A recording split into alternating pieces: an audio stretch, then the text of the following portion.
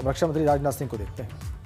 उन्हें स्पष्ट कर दिया है सभापति महोदय कि यह अत्यंत आवश्यक है कि एलएसी के सभी फ्रिक्शन पॉइंट पर डिसएंगेजमेंट किया जाए ताकि पीस एंड ट्रैंक्विलिटी पुनः स्थापित हो सके। सभापति महोदय, पिछले वर्ष मैंने इस सदन को अवगत कराया था कि एलएसी के आसपास ईस्टर्न लद्दाख में कई फ्रिक्शन एरियाज बन गए हैं। चीन ने बड़ी संख्या में सेना एवं गोला बारूद आदि भी एलएसी के आसपास तथा उसके पीछे अपने क्षेत्रों में इकट्ठा कर लिया है। हमारे सशस्त्र सेनाओं द्वारा भी भारत की सुरक्षा की दृष्टि से एडिक्वेट तथा इफेक्टिव काउंटर डिप्लॉयमेंट भी किए गए हैं।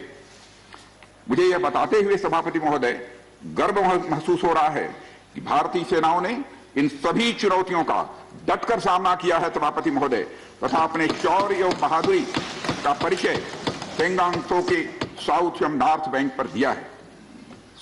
सामरिक दृष्टि से महत्वपूर्ण कई क्षेत्रों को चिन्हित कर हमारी सेनाएं कई पहाड़ियों के ऊपर तथा हमारे दृष्टिकोण से उपयुक्त अन्य क्षेत्रों पर भी मौजूद हैं। भारतीय सेनाएं अत्यंत बहादुरी से लद्दाख की ऊंची दुर्गम पहाड़ियों तथा कई मीटर बर्फ के बीच में भी सीमाओं की रक्षा करते हुए अडिग हैं और इसी कारण हमारा एज बना हुआ है। सभापति महोदय, हमारी सेनाओं ने इस बार भी यह साबित करके दिखाया है कि भारत की संप्रभुता एवं अखंडता की रक्षा करने में वे सदैव हर चुनौती से लड़ने के लिए तत्पर हैं और अनवरत कर रहे हैं। सभापति महोदय, पिछले वर्ष से मिलिट्री एंड डिप्लोमेटिक लेवल पर चीन के साथ हमारा संबंध बना रहा है। इस बातचीत में हमने चीन को यह बताया है कि 3 सिद्धांतों के आधार पर हम इस समस्या का समाधान चाहते हैं। फर्स्ट, दोनों पक्षों द्वारा एलएसी को माना जाए और उसका आदर किया जाए। दूसरा, किसी भी पक्ष द्वारा यूनिलेटरली स्टेटस को बदलने का प्रयास न किया जाए। तीसरा, सभी समझौतों का दोनों पक्षों द्वारा पूर्ण रूप से पालन किया जाए। सभापति महोदय, फ्रिक्शन क्षेत्रों में डिसएंगेजमेंट के लिए भारत का यह मत है कि 2020 की फॉरवर्ड डिप्लॉयमेंट जो एक दूसरे के बहुत नजदीक हैं वे दूर हो जाएं और दोनों सेनाएं वापस अपनी अपनी स्थायी या मान्य चौकियों पर वापस लौट जाएं। सभापति महोदय, बातचीत के लिए हमारी स्ट्रेटेजी तथा अप्रोच माननीय प्रधानमंत्री जी के इस दिशा निर्देश पर आधारित है कि हम अपनी 1 इंच जमीन भी किसी और को नहीं लेने देंगे। हमारे दृढ़ संकल्प का ही यह फल है कि हम समझौते की स्थिति पर पहुंच गए हैं। इन दिशा निर्देशों के दृष्टिगत सितंबर 2020 से लगातार मिलिट्री एंड डिप्लोमेटिक लेवल पर दोनों पक्षों में कई बार बातचीत हुई है कि इस डिसएंगेजमेंट का म्यूचुअली एक्सेप्टेबल तरीका निकाला जाए। अभी तक सीनियर कमांडर्स के स्तर पर 9 राउंड्स की बातचीत हो चुकी है। राजनयिक स्तर पर भी WMCC यानी working mechanism for consultation and coordination of India China border affair के तहत भी बैठकें होती रही हैं। सभापति महोदय, मुझे सदन को यह बताते हुए खुशी हो रही है कि हमारे इस अप्रोच तथा सस्टेन्ड टॉक्स के फलस्वरूप चीन के साथ पेंगोंग लेक के नॉर्थ एवं साउथ बैंक पर डिसएंगेजमेंट का समझौता हो गया है। और इस बात पर भी सभापति महोदय इस बात पर भी सहमत हो गई है कि Pangong lake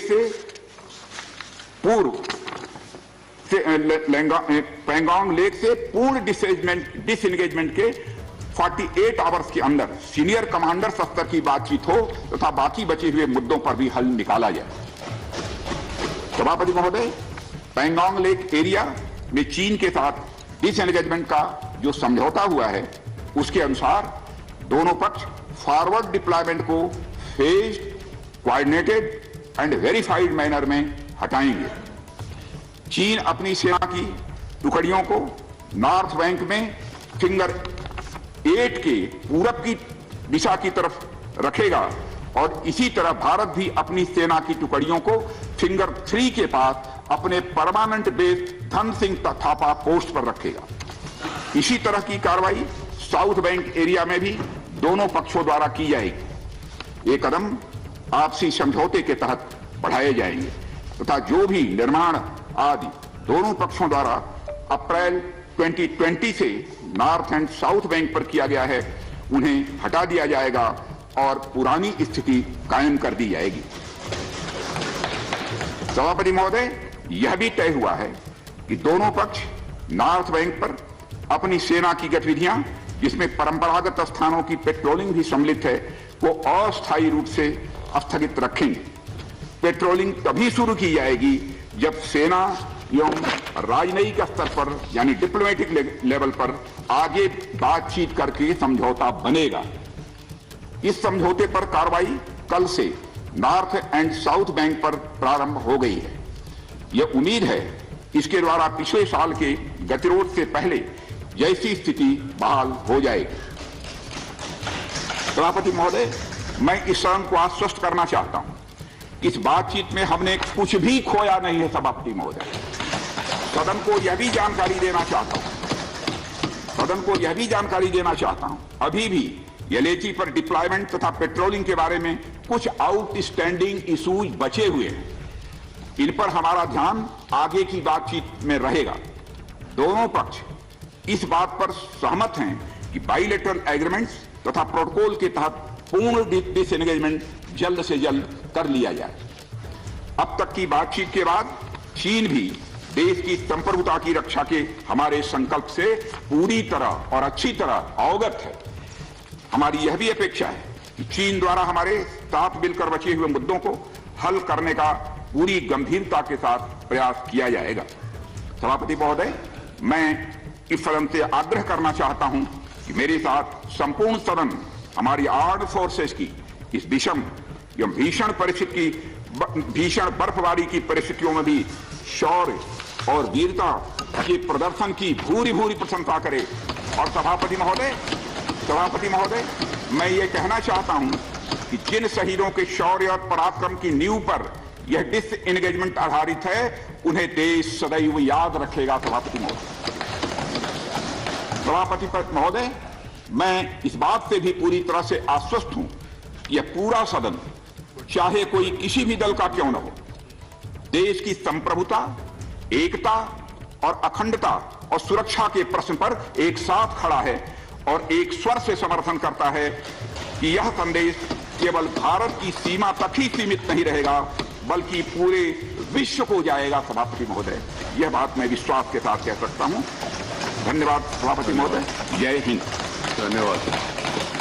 thank you minister. तो रक्षा मंत्री राजनाथ सिंह ने अभी राज्यसभा में बयान देकर स्पष्ट कर दिया है कि डिसएंगेजमेंट का समझौता हो गया है चीन के साथ।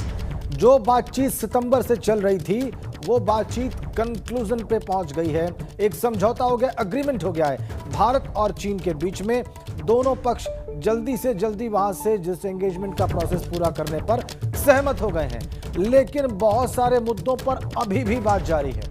और डिसएंगेजमेंट यानी दोनों सेनाओं जैसे आमने सामने आ गई थी ईस्टर्न लद्दाख में, अब वो आमने सामने वॉर फुटिंग पर जैसे दिखाई दे रही थी उससे वापस लौटना शुरू हो गई है कल से।